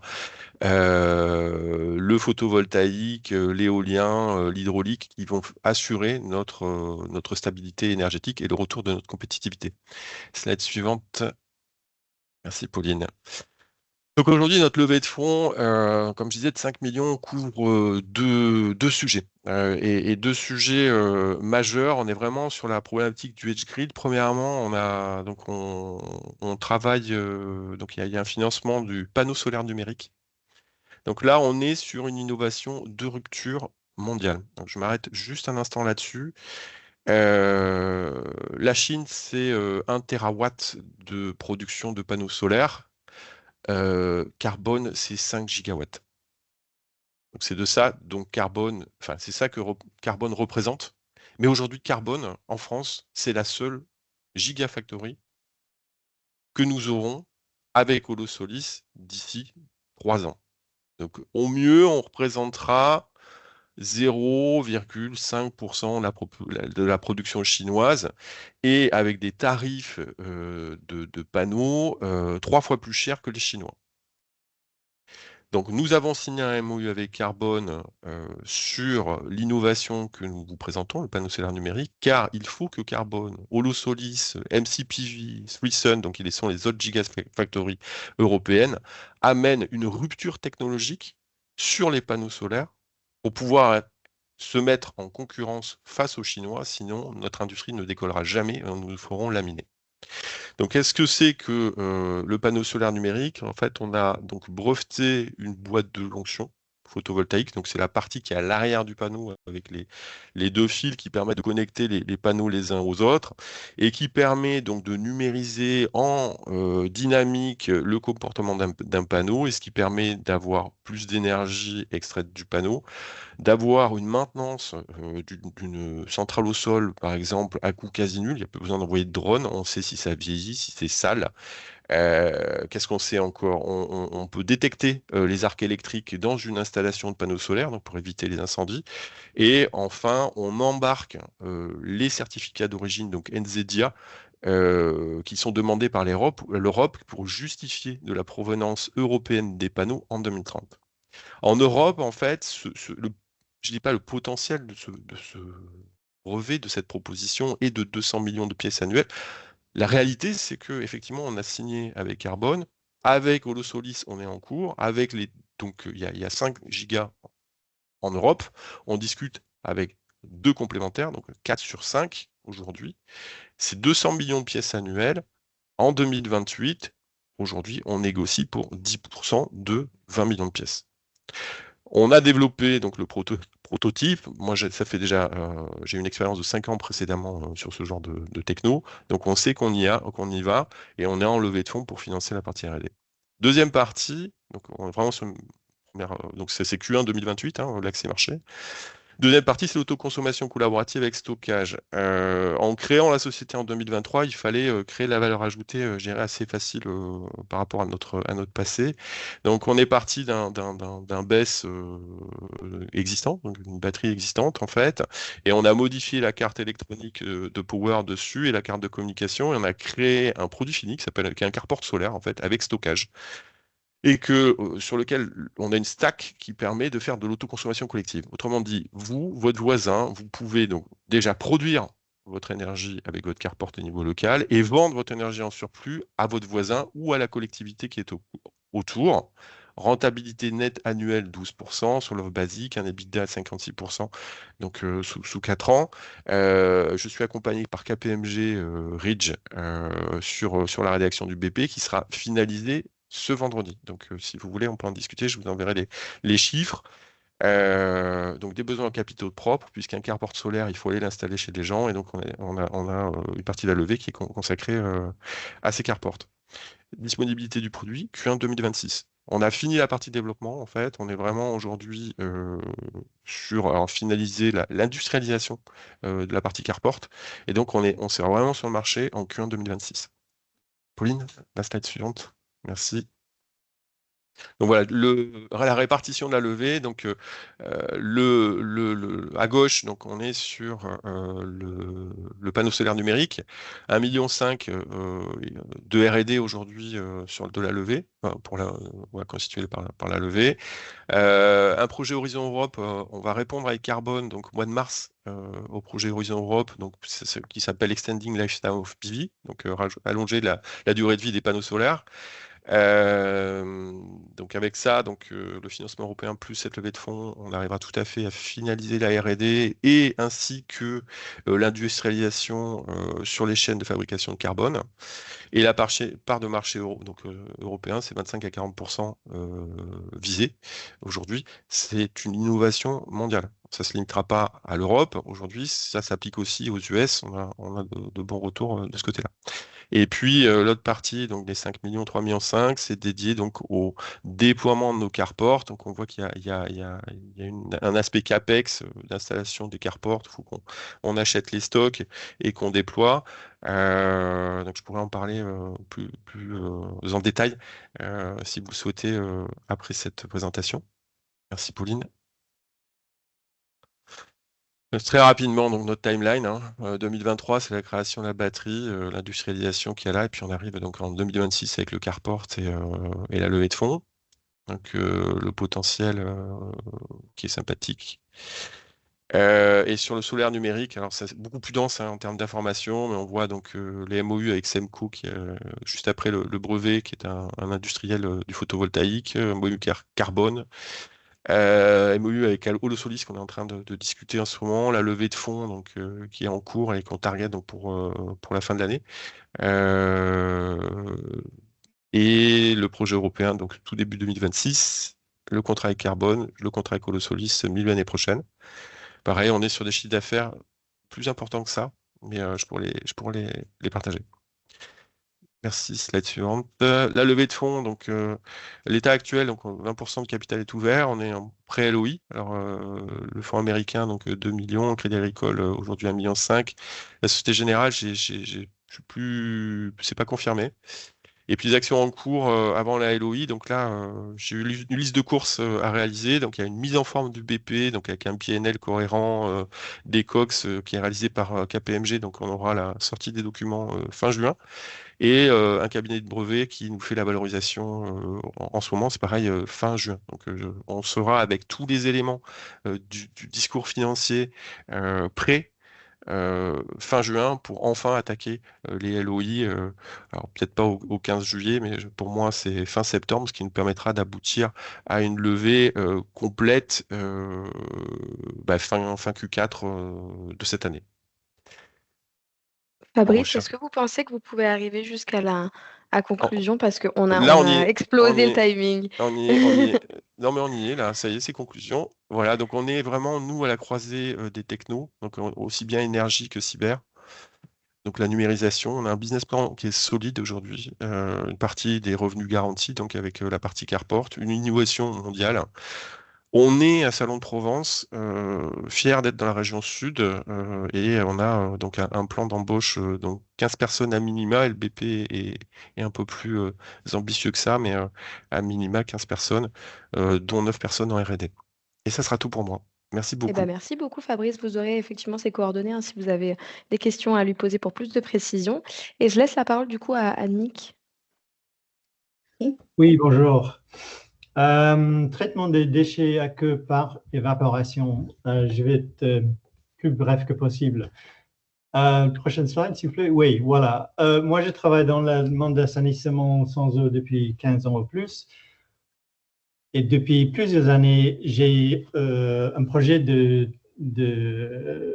traiter, de créer un système d'évaporation pour compléter mes systèmes d'assainissement.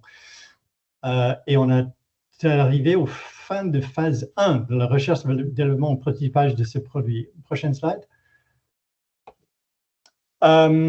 Juste pour un peu d'histoire pour que vous puissiez comprendre comment je suis arrivé là. Là, en haut à gauche, on voit un camion de curage. C'est en train de pomper une solution de soude. C'est une société Accor, c'est mon voisin. Et moi, je travaille, comme je dis, dans l'évaporation. Et j'ai dit un jour, j'ai dit juste comme ça, quoi. Pourquoi vous pompez? Parce que c'est pollué, on ne peut pas mettre dans les égouts. Et j'ai dit, vous payez comment? Par le mètre cube. Et j'ai dit, réduire le mètre cube, ça va être 100 fois moins cher. Et ça, c'est de l'origine de ce projet EOLO.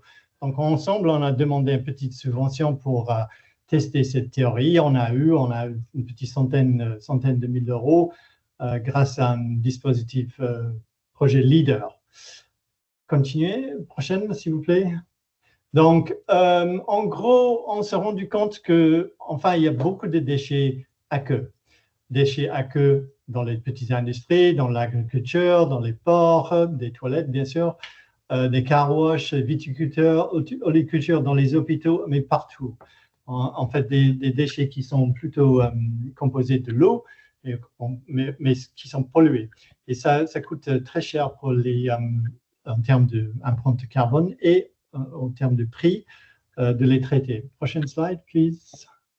Donc, l'idée, c'est très simple, c'est de pas stocker, pas pomper, pas traiter, mais tout simplement de réduire le volume par le processus d'évaporation sur site.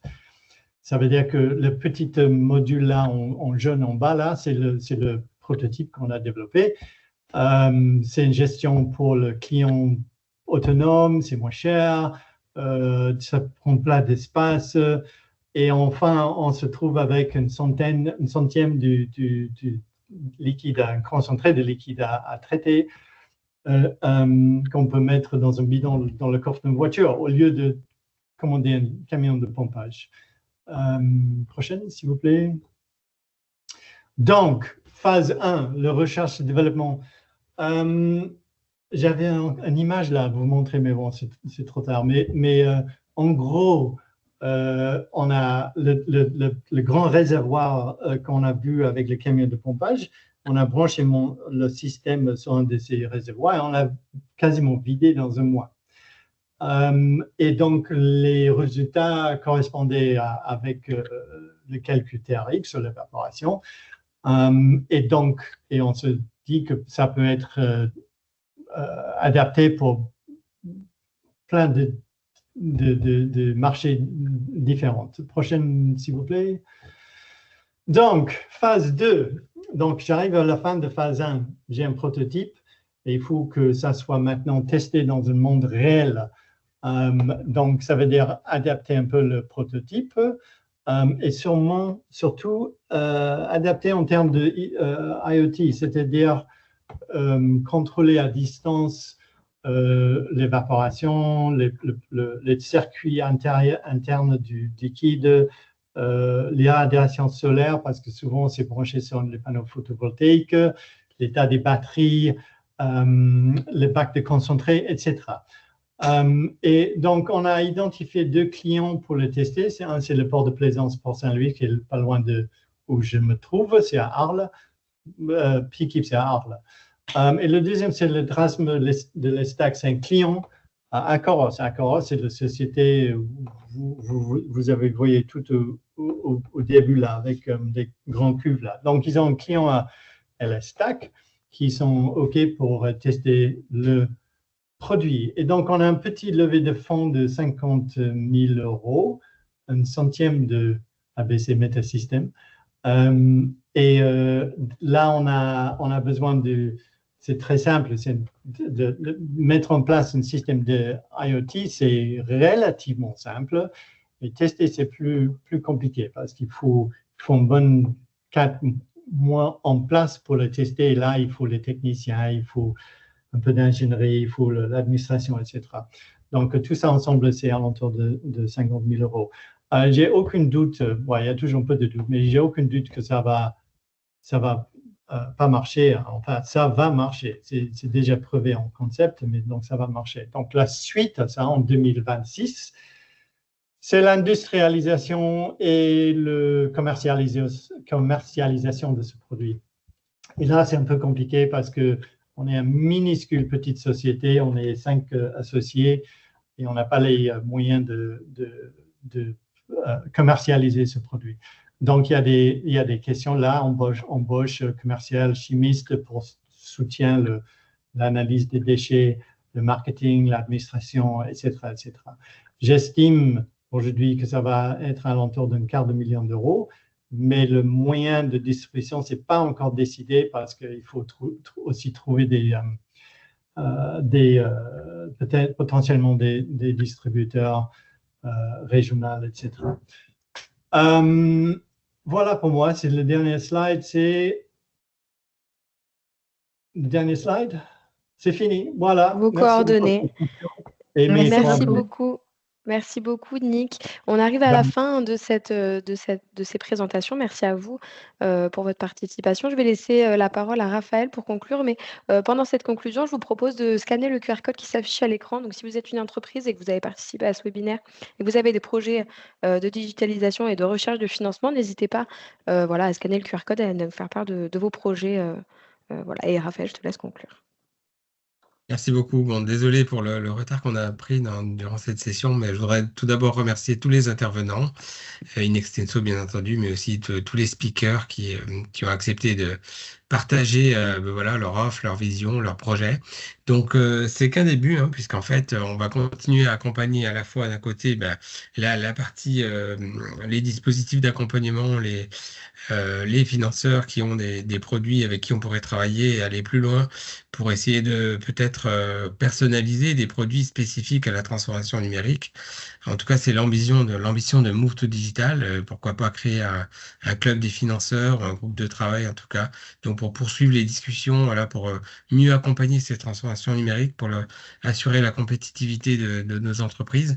Côté entreprise, on va évidemment continuer à les accompagner également pour suivre leurs besoins en termes de financement, que ce soit du privé ou public. Voilà, et puis pour les entreprises qui souhaitent rencontrer aussi des offreurs de solutions, on vous donne rendez-vous le 3 juillet prochain à 14h à Toulon. Je vais vous partager le lien dans le chat. N'hésitez pas à venir en présentiel, ça vous permettra de rencontrer aussi des experts de la transformation digitale. Donc voilà, c'est organisé par le pôle mer Méditerranée. Vous avez sans doute reçu l'invitation par d'autres biais.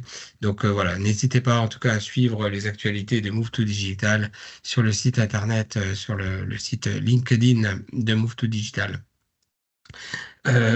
Merci à tous et à très bientôt. N'hésitez pas à répondre également à ce sondage.